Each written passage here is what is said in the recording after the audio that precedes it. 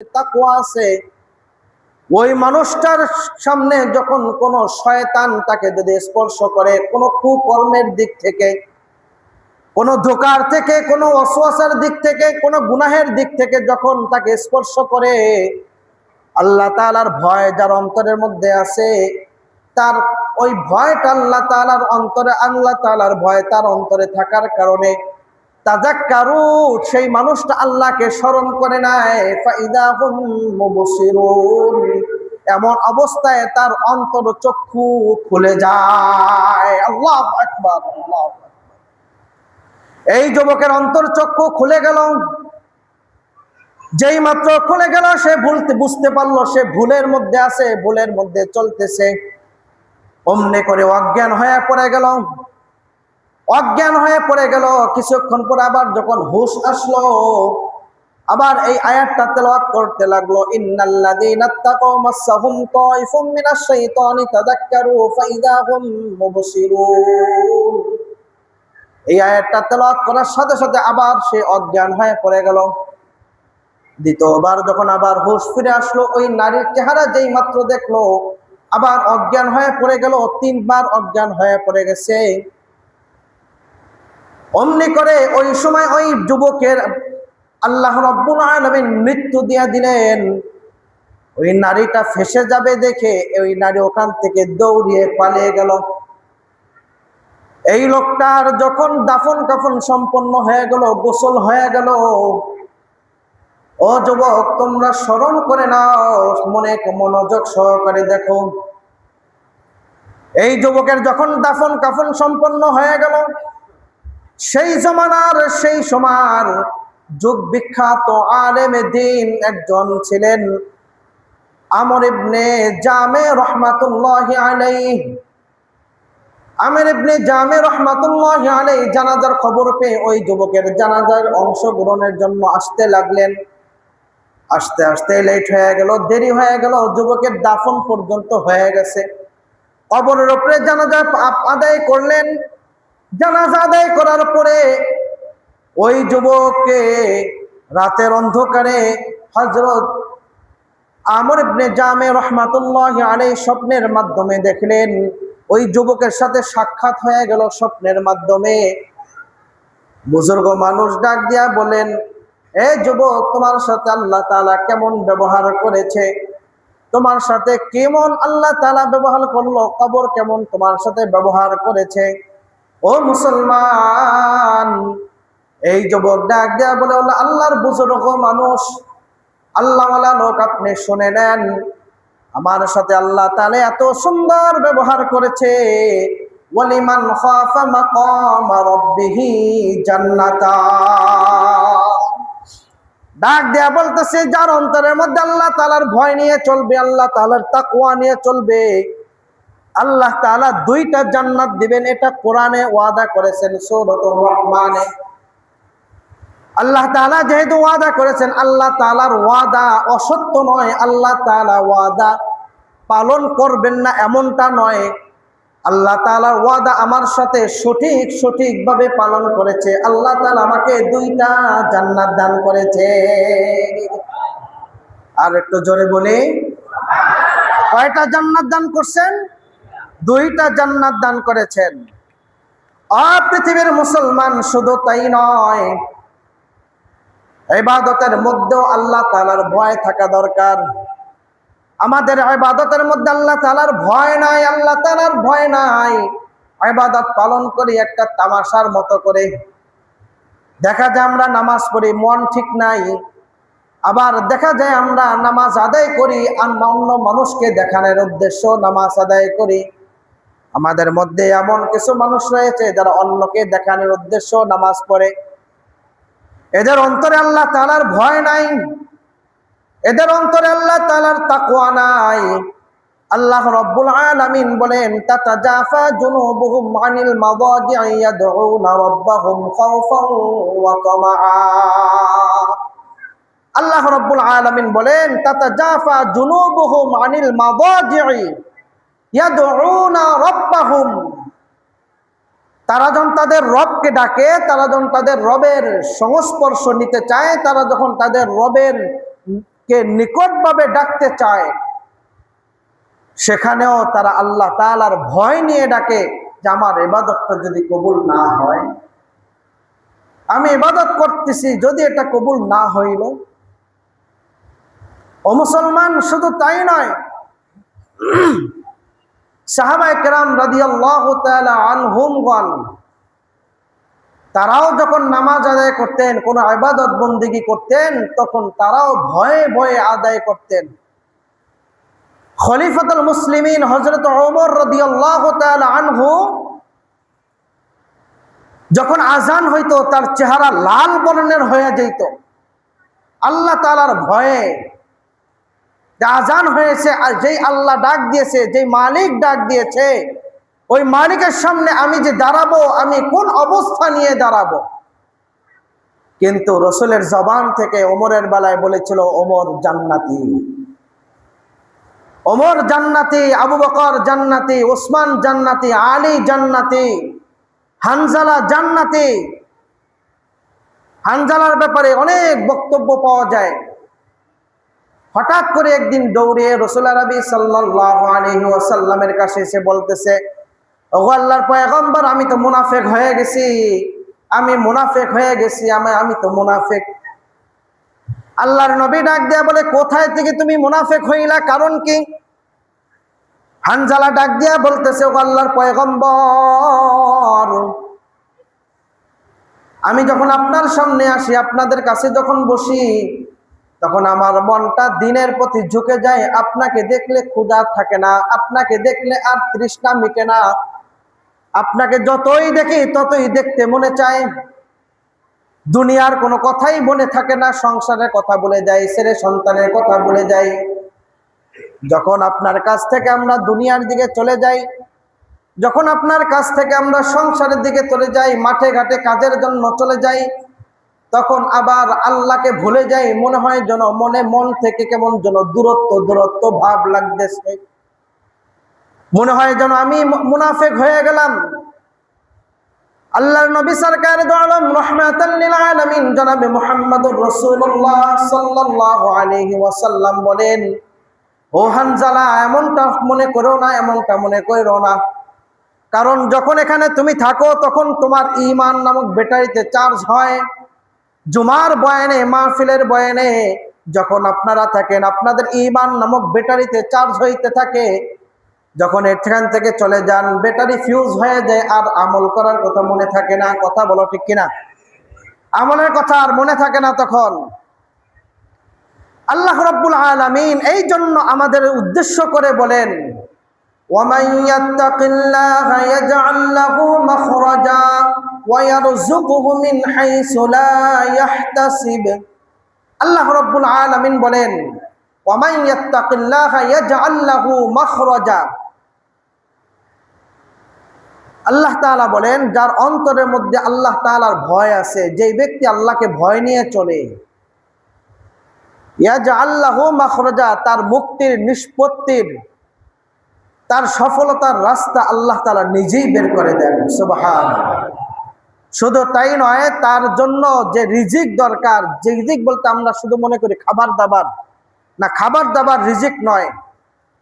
শুধু খাবার দাবারই রিজিক নয়, আপনার চলার জন্য দৈনন্দিন, প্রতিদিন, মাসে, বছরে, আপনি যতদিন বেঁচে আছেন, জন্মের পর থেকে নিয়ে এখন পর্যন্ত, এখন থেকে মৃত্যু পর্যন্ত আপনার যা কিছু দরকার পুরাটাই রিজিক। সুবহানাল্লাহ কইবেন না? মৃত্যু পর্যন্ত আপনার যা কিছু দরকার, আপনার কাপড়ের দরকার, খাবারের দরকার, পানির দরকার, শ্বাস প্রশ্বাসের দরকার, সুস্থতার দরকার, আপনার বাসস্থানের দরকার, যা কিছু দরকার পুরাটাই রিজিক। শুধু আমরা মনে করি রিজিক খাবার দাবার, না, খাবার দাবারই রিজিক নয়। আল্লাহ তাআলা বলেন, ওমাই ইয়ারযুকুহু মিন হাইসু লা ইয়াহতাসিব। তার রিজিকের ফয়সালা আমি আল্লাহ এমন ভাবে করব, সে কখনো কল্পনাও করতে পারবে না কোন জায়গা থেকে রিজিকের ব্যবস্থা করে দিয়েছি। এই জন্য হযরত ওমর রাদিয়াল্লাহু তাআলা আনহুর জামানায় মদিনা থেকে বের হয়ে গেলেন, কোন একদিকে যাইতেছেন, কোন একদিকে রওনা করলেন। পথিমধ্যে একজন রাখালের সাথে সাক্ষাৎ হয়ে গেল। এই রাখালের সাথে যেই মাত্র সাক্ষাৎ হইল, রাখাল মাঠের মধ্যে তার বকরি, ভেড়া, দুম্বা চড়াইতেছে। রাখালকে ডাক দিয়া বলল, হযরত ওমর ডাক দিয়া বলতেছে, বলেন তো কে বলতেছে?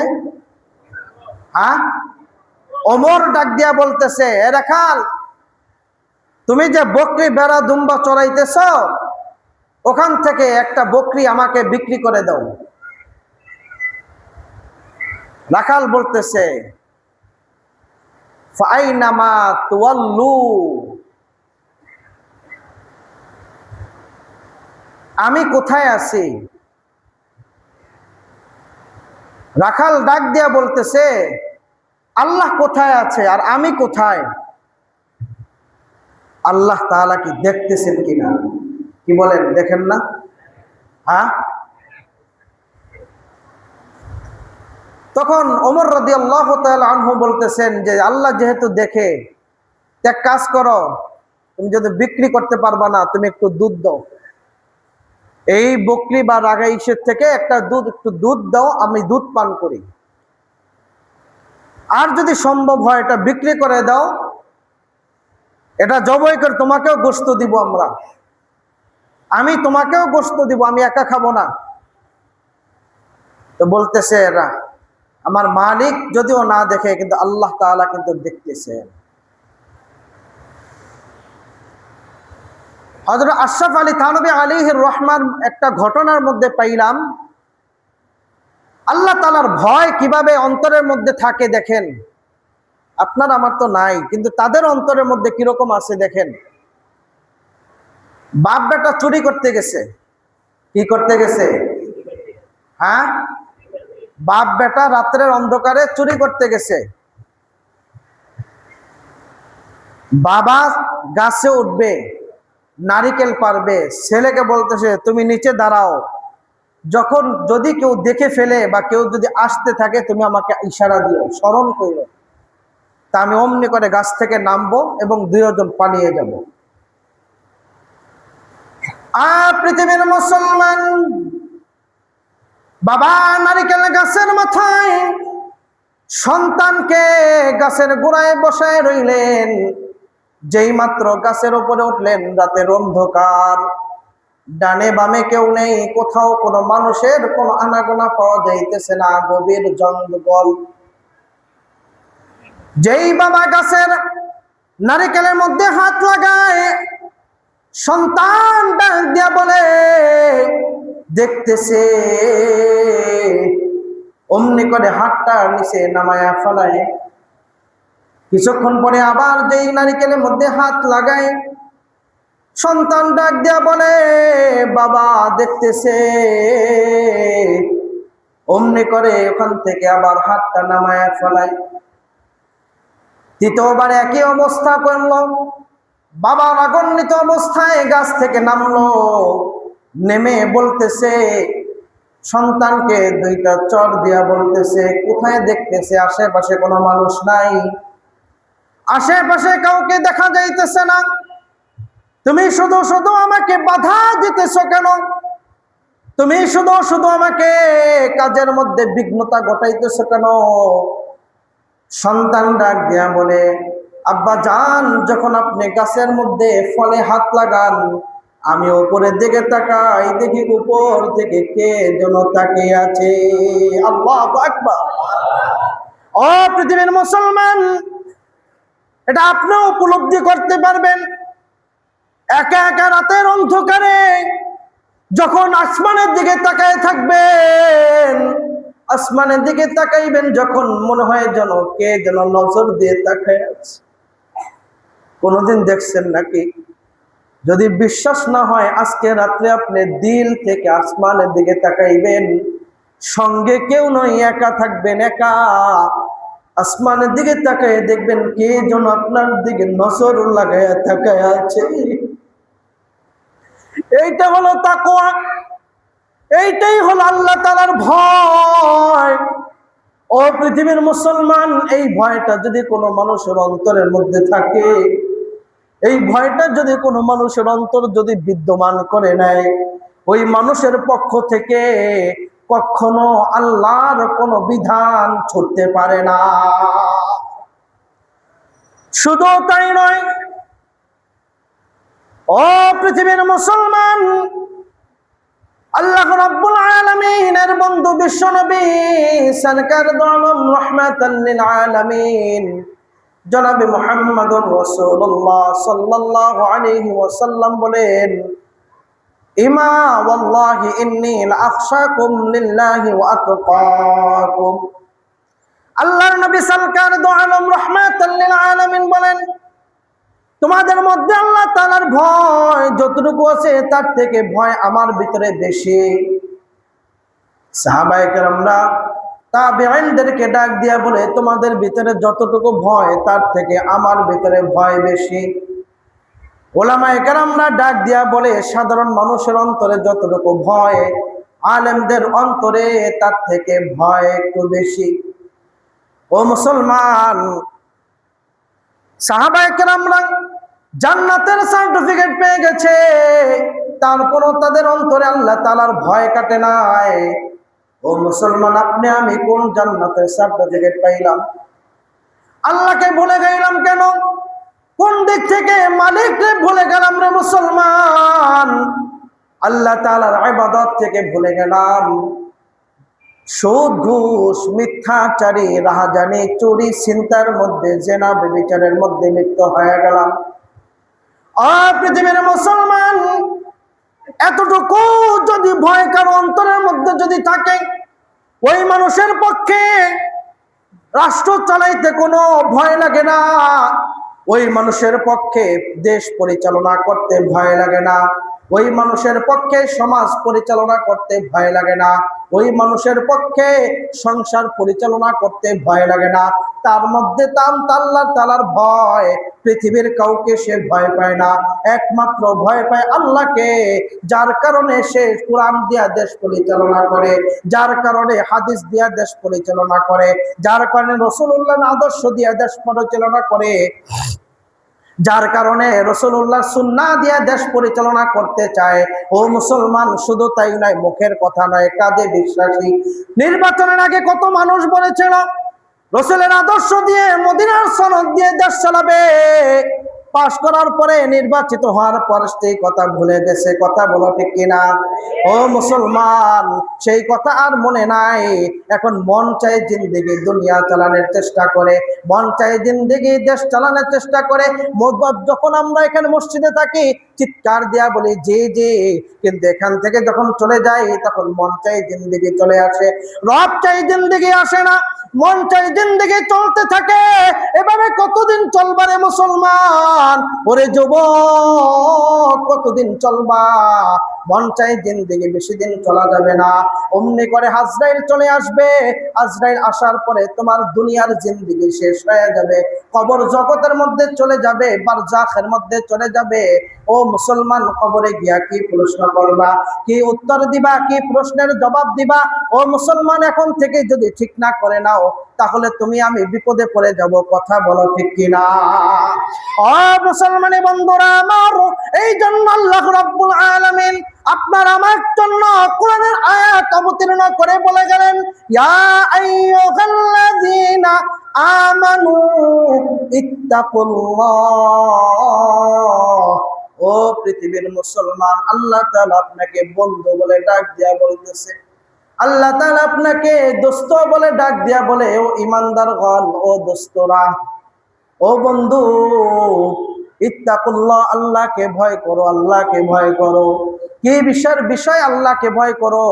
আল্লাহ রাব্বুল আলামিনের পরে ডাক দিয়া বলতেছেন, ওয়াল তানজুর নাফসুম মা কদ্দামাত লিগাদিন ওয়াত্তাকুল্লাহ।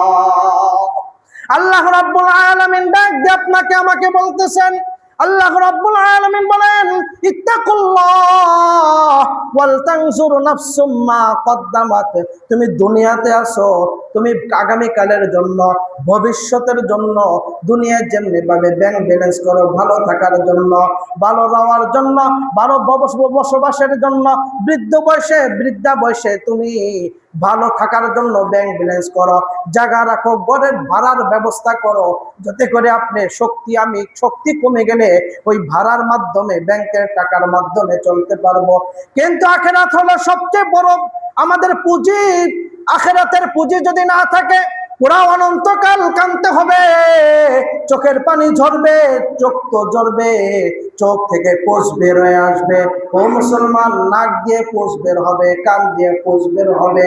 ও মুসলমান, ওই দিনের আগে আল্লাহ তাআলা বলেন, ওয়ালতানজুর নাফসুম মা কদ্দামাত লিগাদিন ওয়াত্তাকুল্লাহ।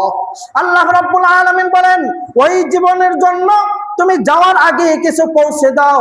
তুমি ওখানে পৌঁছানোর আগে, তুমি আখিরাতে পৌঁছানোর আগে, আখিরাতের জন্য, আগামী দিনের জন্য কিছু সঞ্চয় করো, কিছু পুঁজি নিয়ে যাও, যার কারণে তুমি অনন্তকালের জন্য সুখ শান্তি অর্জন করতে পারবে।